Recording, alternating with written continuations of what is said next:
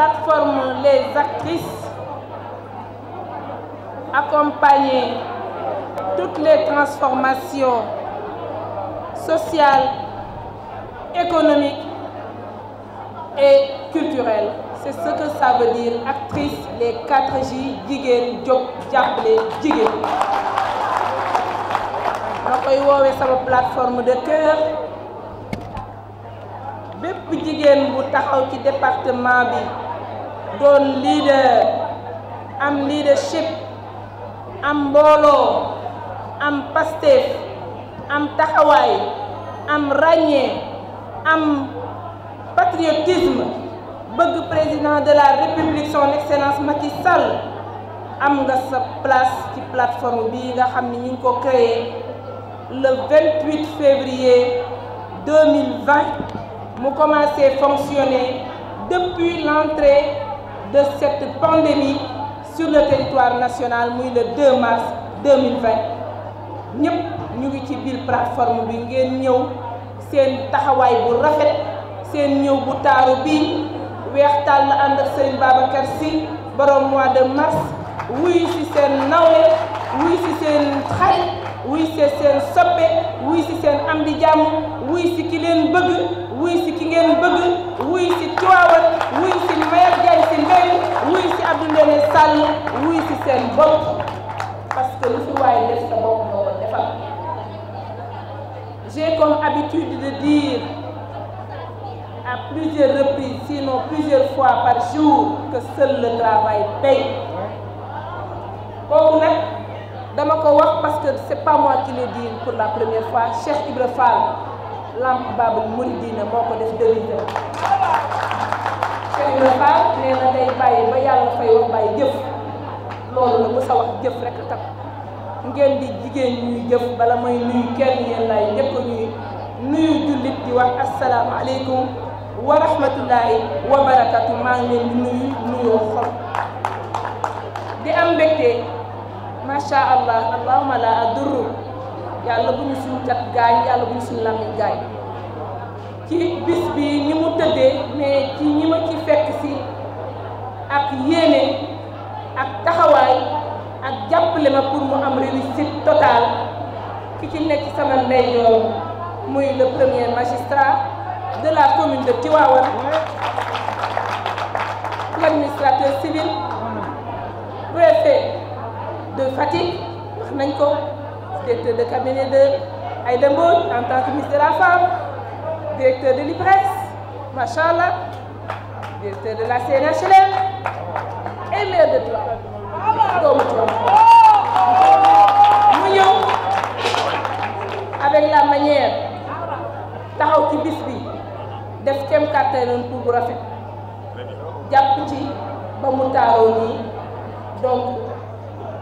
damay faral di dégg arab wala alquran yoo xam man lam yashkuri naas la yashkuri llah ku santul nit doo sant yàlla jaay si daal xamal ni kontaan na ci sa taxawaay kontaan na ci sa ñëw jàpp nga yàlla na yàlla fay dërëm boo ci dugal yàlla na ko yàlla ful mu doon ay milliards nga jëriñoo ko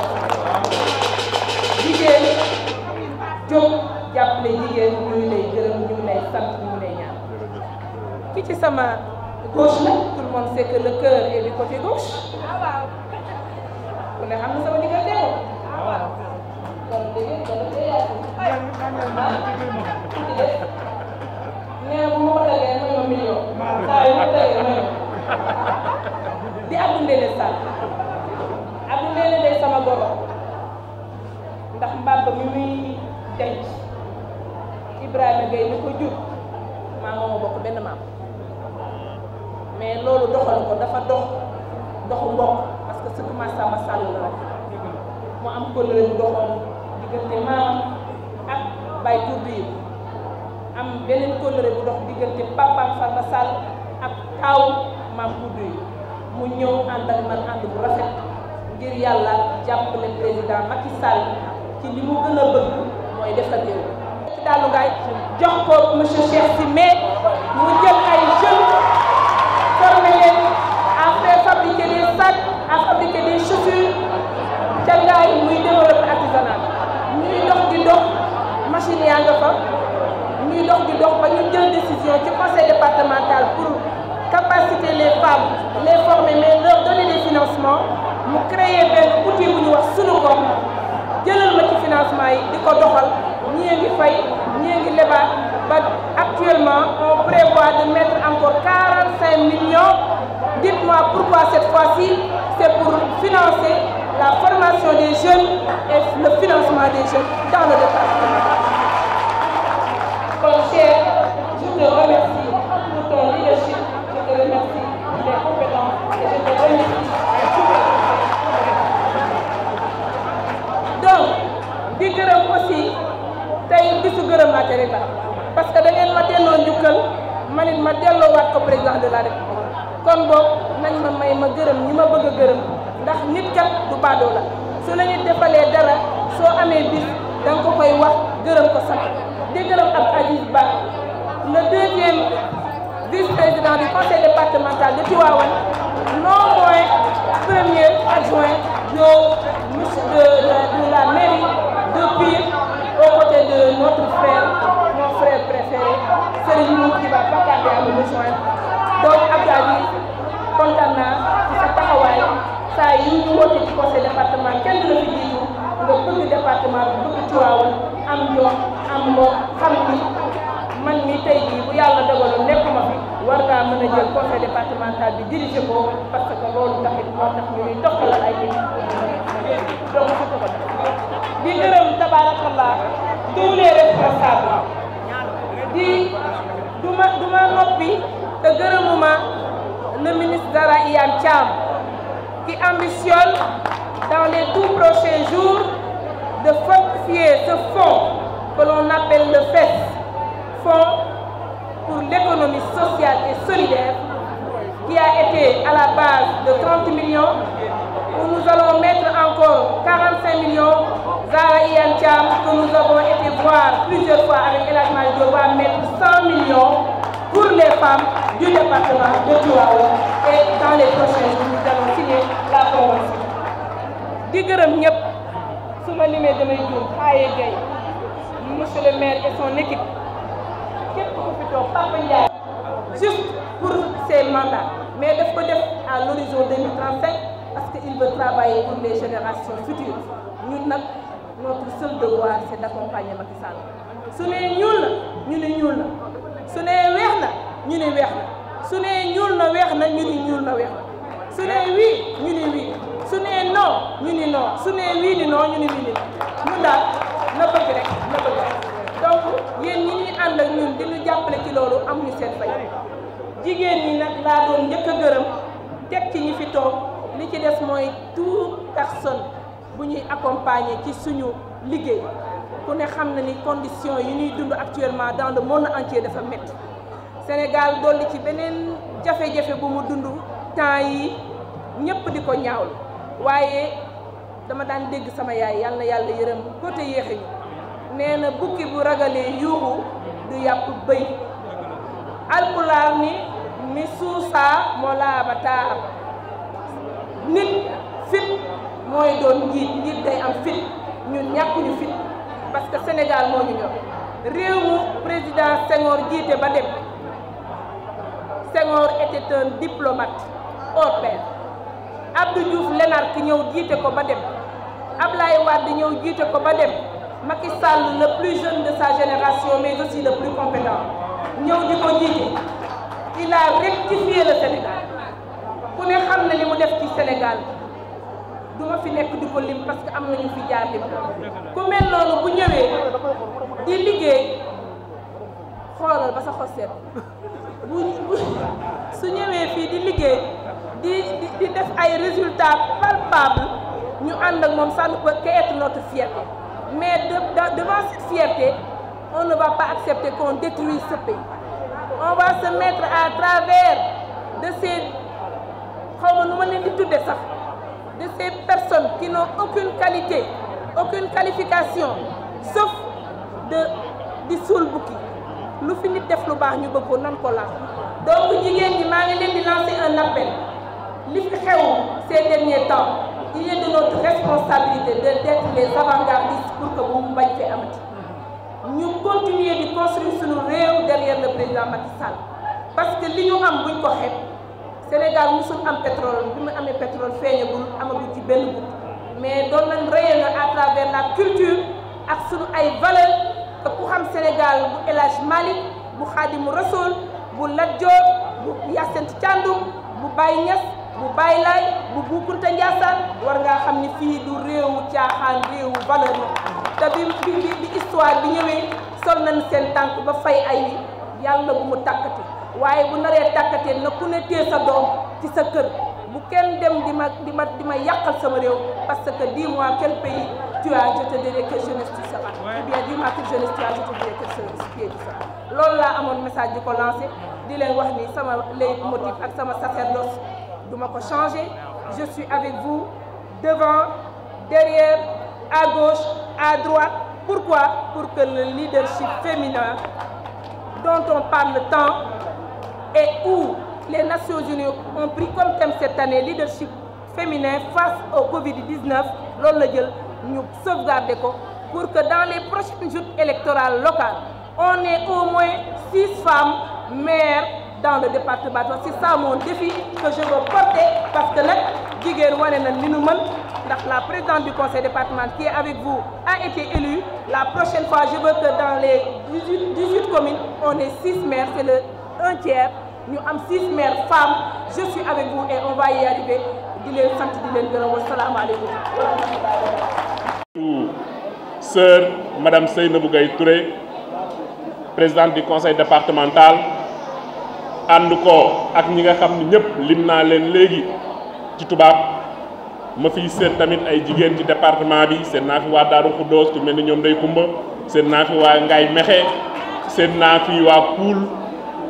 bi nga xam ni Xaya Gueye di wax léegi nga xam ni ku ko xam ni lépp loo xam ni président de la république concerné na ko da ciy taxaw ndax bokk na ci défenseur bi gën a mag ci rajo bi bis bu nekk ñu dëgg ko. madame la présidente lii li mu amee solo mooy contexte ñetti mbir la bi ci jiitu mooy Covid bi président de la république am ci taxawaay bu am solo wane ni ndërmeelu daanu bonul li bon mooy daanu te taw a jóg mu ni kon nag ñun Sénégal dinaa def benn plan de résilience lu ñu daanu tamit ñu jógaat loolu nag su ma déggee léegi monsieur Cheikh Sy ni femmes yi réussir nañ ko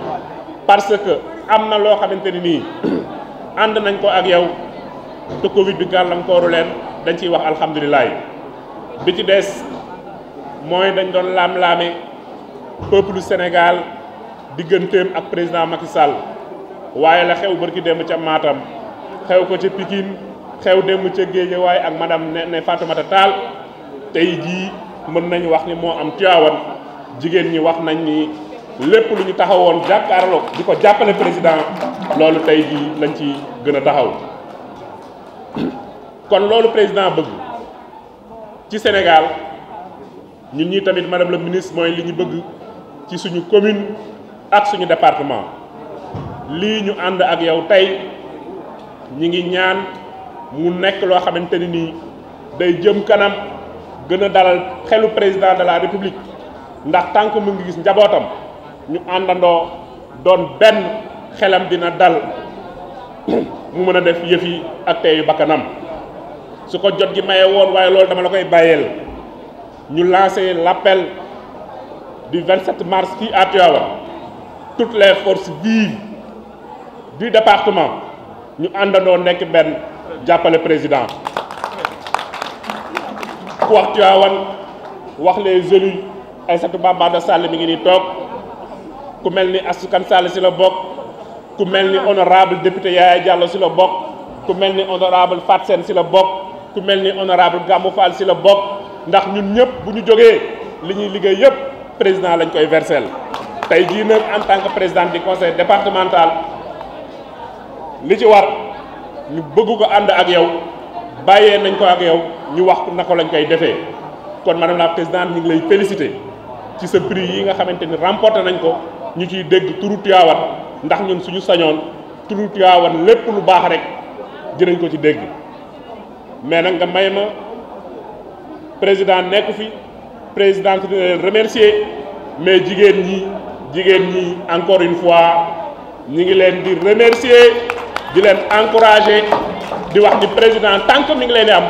ñàkkul dara te wane ngeen ni président mi ngi leen di am ba léegi allahumma salli ala sayyidina muhammad wa sallam jërë ngeen jëf.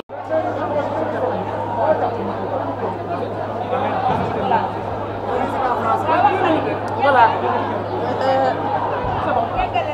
Nous sommes réunis aujourd'hui pour célébrer le leadership féminin. En ma qualité de présidente du conseil départemental de Tivaouane, j'ai été élue dans un département stratégique, le département de Seydi Hadji Malick Sy. Et c'est ce que je dis souvent, c'est un département où on compte un chef religieux par kilomètre carré.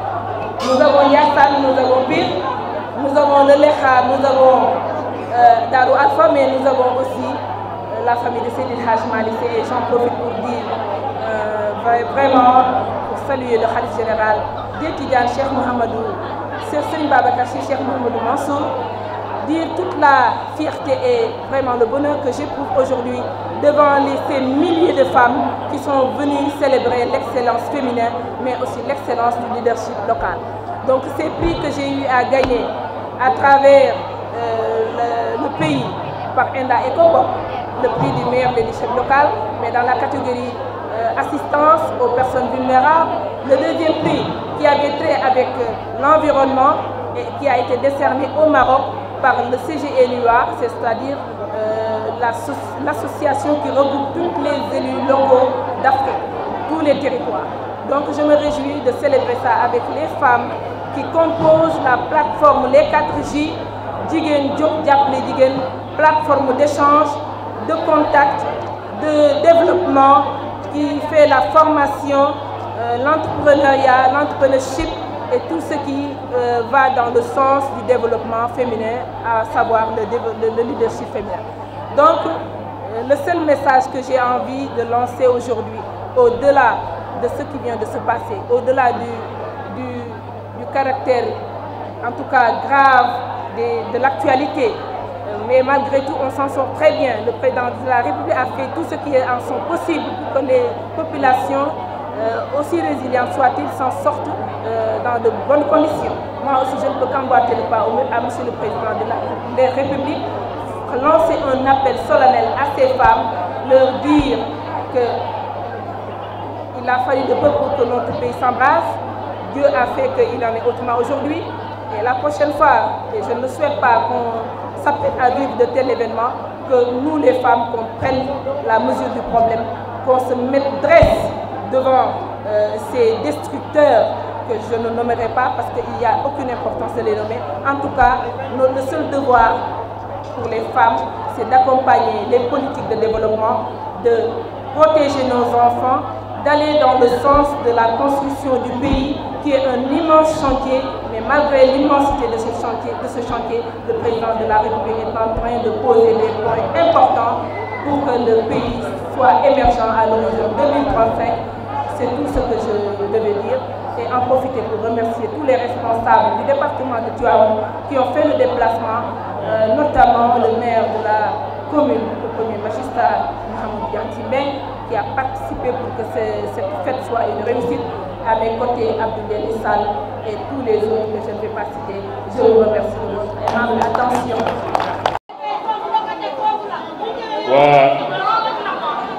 Jërëjëf.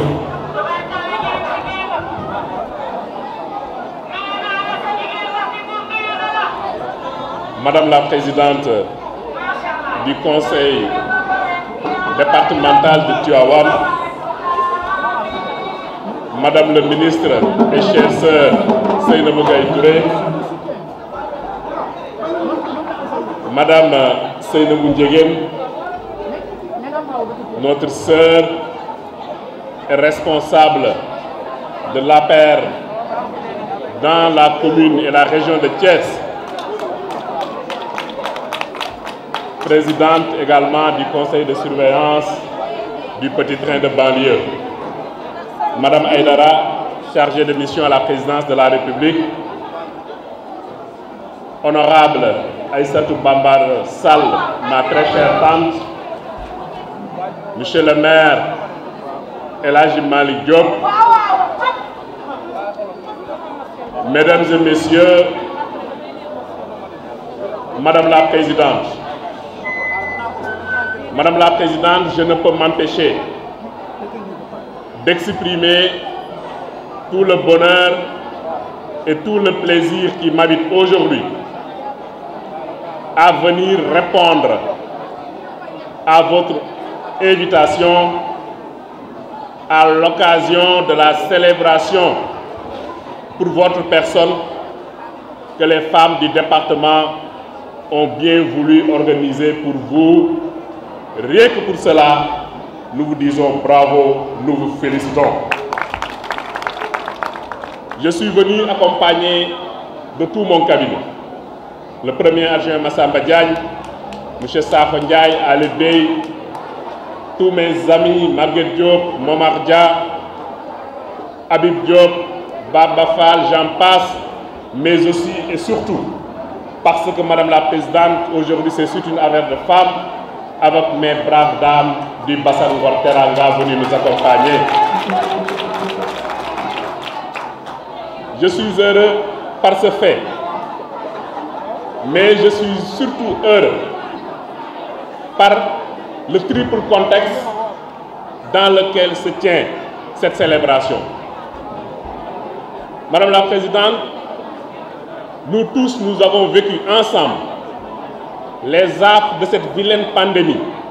de la Covid-19 qui a mis un frein à toutes les activités économiques de ce pays. Mais j'ai été très heureux tout à l'heure quand j'ai entendu M. Chersi de la Maison de l'Outil, pour qui vous m'avez dit beaucoup de bien tout à l'heure, nous rassurer que ce que le président de la République Macky Sall a voulu avec cette pandémie, au-delà de la gestion sanitaire, mais une résilience absolue, que cette résilience a été réussie par ces graves dames grâce également à votre appui. Mais aussi, ça se tient dans un contexte assez particulier, c'est-à-dire au lendemain d'un semblant de révolte des populations qui ont pu trouver un prétexte pour s'exprimer. Mais il faut que les Sénégalais retiennent d'abord et pour toujours que les Sénégalais n'étaient pas sortis pour une personne. Mais heureusement, ils avaient en face d'eux un président de la République réceptif, très proche de sa population et qui est en train de prendre les décisions idoines pour corriger, redresser les choses à l'endroit des jeunes, certes, mais aussi à l'endroit des femmes. Madame la Présidente, cette forte mobilisation des femmes du Cayor,